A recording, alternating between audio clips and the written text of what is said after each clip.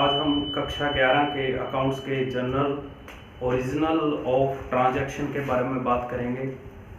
देखिए, जर्नल्स हम उनको कहते हैं जब दो पार्टियां कैश या कैश के बराबर समान यानी कि गुड्स या सर्विस दें, चाहे वो कैश हो या उधार में हो। यानी कि जब दो पार्टियां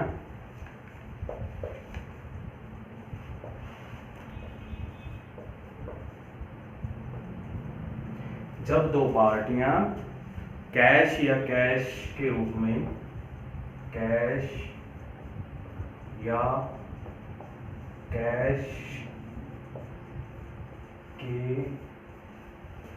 या कैश के बराबर समान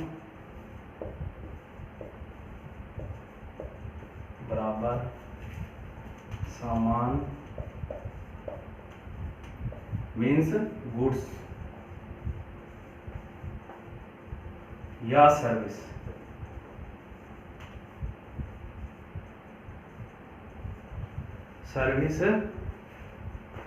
दें, चाहे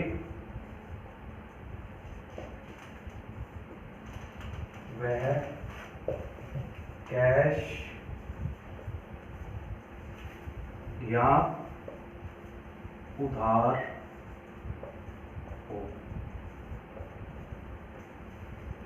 तो यहाँ तक आप समझ गए होंगे हम किसको कहते हैं ओरिजिनल ऑफ ट्रांजैक्शन। जब दो पार्टियां कैश या कैश के बराबर समान यानी कि गुड्स या सर्विस देखिए, अकाउंटेंट अपनी सर्विस देता है कस्टमर को, दे चाहे वह कैश या उधार हो। तो यहाँ तक आप समझ गए होंगे। अब आते हैं बात आगे वाउचर की मदद से। देखिए, जब भी ये सर्विस या गुड्स होते हैं तो इनमें वाउचर का प्रयोग होता है, यानी कि वाउचर का उपयोग किया जाता है। और वाउचर हम किसे कहते हैं, इनको जब भी सर्विस या गुड्स देते हैं तो किसकी वाउचर की मदद से उनका प्रयोग किया जाता है। और वाउचर की मदद से ही क्या होता है, फाइनेंशियली ट्रांजैक्शन होते हैं, फाइनेंशियल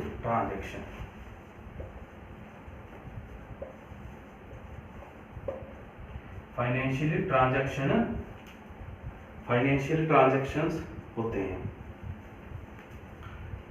अब फाइनेंशियल ट्रांजैक्शन में जर्नल एंट्री की जाती है और फाइनेंशियल ट्रांजैक्शन के बाद क्या होता है, इनकी एंट्रीज का प्रयोग किया जाता है। यानी कि वाउचर जब आपको प्राप्त हो जाता है तो उसके बाद फाइनेंशियल ट्रांजैक्शन करके एंट्री का प्रयोग किया जाता है। अब आगे नेक्स्ट हम चलते हैं, जैसे सोर्स एंट्रीज, यानी कि सोर्स क्या होते हैं एंट्री के, यानी कि सोर्स क्या है। तो आप समझिए इसको, सोर्स एंट्री मतलब सोर्स क्या है किसी एंट्री के। तो देखिए, सबसे पहले कौन सा होता है सोर्स, किसको कहते हैं हम, जो लिखित रूप में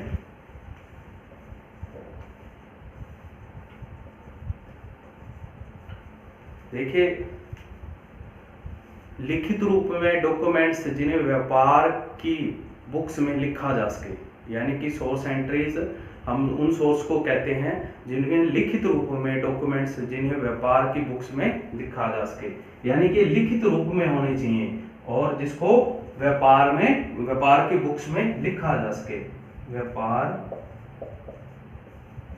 की बुक्स में लिखा जा सके। तो यहां तक समझ गए होंगे सोर्स एंट्रीज को कहते हैं लिखित रूप में कोई आपको डॉक्यूमेंट्स मिले, यानी कि लिखित रूप में डॉक्यूमेंट्स मिले जो कि व्यापार की बुक्स में लिखने लायक हो या लिखा जा सके। आगे चलते हैं हम। देखिए आगे इसके कौन कौन से लिखित रूप में हमें मिलते हैं, कौन सी चीजें हैं, तो वो है इनवॉइस या बिल। इनवॉइस या बिल या बिल भी हो सकता है। देखिए, कभी भी जो कस्टमर या व्यापारी जब भी कोई चीज परचेज करता है तो एक व्यापारी परचेज करने वाला और एक व्यापारी उसको बेचने वाला, तो वो क्या करते हैं, एक इनवॉइस तैयार करते हैं। जो बेचेगा उसको सेल्स इनवॉइस कहते हैं और जो प्राप्त करेगा वो परचेज इनवॉइस होगा। तो आप इन चीज़ों को ध्यान रखिए। परचेज और सेल्स में आपको पहले ही बता चुका हूँ। तो परचेज और सेल्स इनवॉइस में यही डिफरेंस है। जब व्यापारी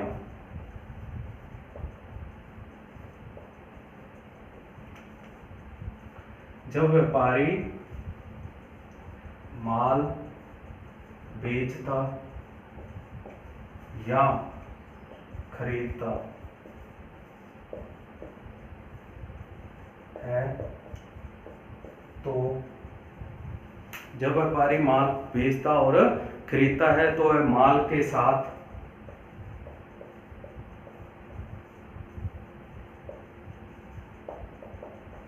जो डॉक्यूमेंट दिया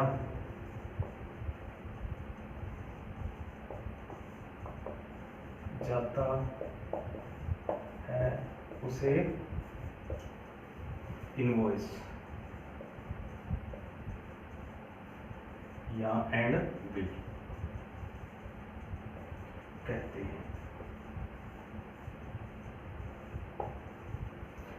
अब देखिए इस इनवॉइस में क्या होता है, देखिए तो कस्टमर का नाम यानी कि जिसको माल बेचा है, कस्टमर नेम यानी कि जिसको माल बेचा है, डेट होगी इसमें,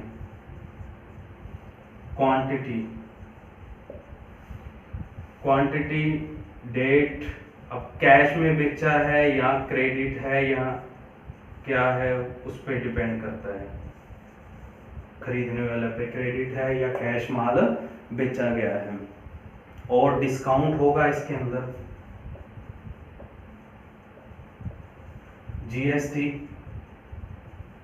जीएसटी का विवरण होगा इसके अंदर, पर यूनिट रेट होगा,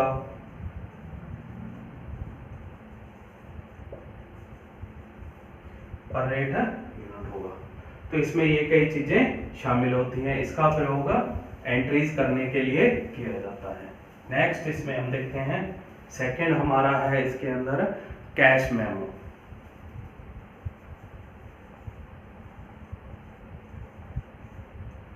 अब ये कैश मेमो क्या है, जब भी कोई व्यापारी नगद माल या नगद माल बेचता या खरीदता है तो उसके लिए क्या होता है, कैश मेमो का प्रयोग होता है। ये भी इनवॉइस के रूप में होता है, लेकिन वो क्रेडिट और कैश दोनों हो सकता है। तो ये कैश नगद के रूप में होता है, यानी कि नगद माल बेचने या खरीदने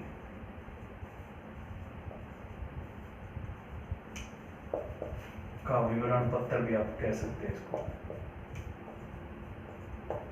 तो ये क्या है, कैश मेमो, नगद माल बेचने या खरीदने का विवरण पत्र। तो इसमें ज्यादा कोई समझने वाली बात नहीं है। इनवॉइस एंड बिल अलग है और कैश मेमो में बस ये फर्क है, ये नगद के रूप में काम आता है। आगे है रिसिप्ट।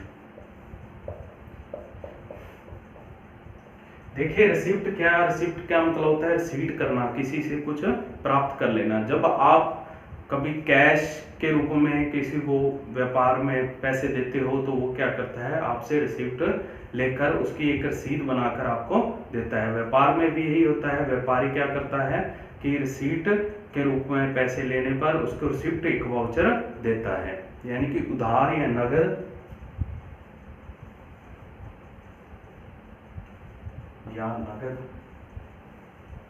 माल बेचने पर। वैसे तो ये ज्यादातर उधार के रूप में काम आता है, बेचने पर बाद में प्राप्त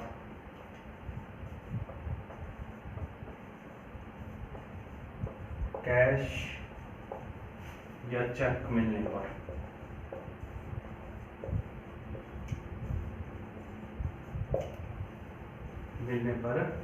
रिसीप्ट देता है, यानी कि उसे इन जो माल बेचा था उसके बारे उसका भुगतान हो चुका है, इसके बारे में ये जानकारी हमें देता है। अगला है पे इन स्लिप।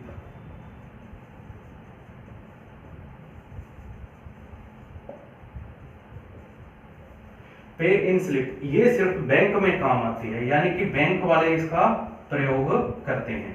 और बैंक में क्या काम आती है, देखिए जब आप पैसे बैंक में जमा करवाने जाते हैं तो वहां पर आपको स्लिप दी जाती है जिसके दो भाग होते हैं, एक तरफ होता है फोलियो और एक तरफ होता है कस्टमर फोलियो।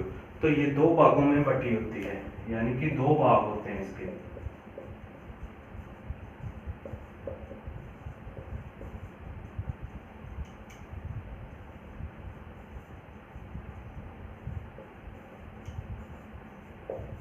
एक तरफ होता है फोलियो फॉइल सॉरी, और दूसरी तरफ होता है एंड कस्टमर।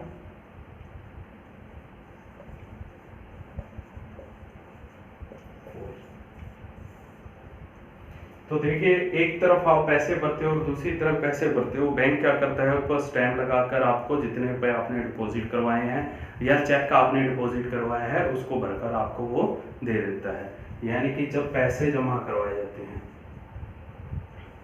रुपए जमा करवाने पर बैंक द्वारा जारी स्लिप, बैंक द्वारा जारी स्लिप। नेक्स्ट है हमारा चेक। अगला हमारा है चेक। चेक का क्या काम है,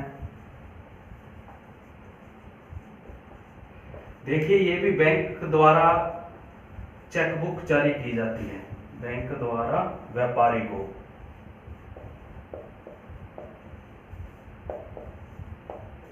क्या किया जाता है, चेक दिया, चेकबुक दी जाती है।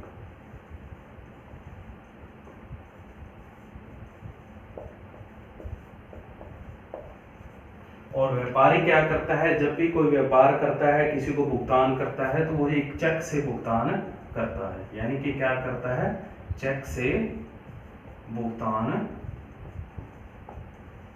करता है। कौन करता है, व्यापारी। चेक से भुगतान करता है। और इसमें क्या होता है, देखिए जिसको पेमेंट की जाती है यानी कि जिसे पैसे दिए जाते हैं, देने वाले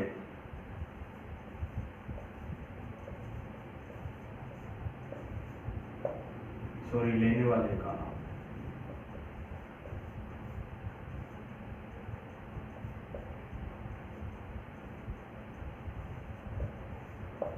डेट, अमाउंट, जो अमाउंट उसने पेड करनी है, ठीक है, डेट, अमाउंट, और शब्दों या अंकों में रुपयों का भुगतान होता है। शब्दों या अंकों में इसमें रुपए लिखे जाते हैं।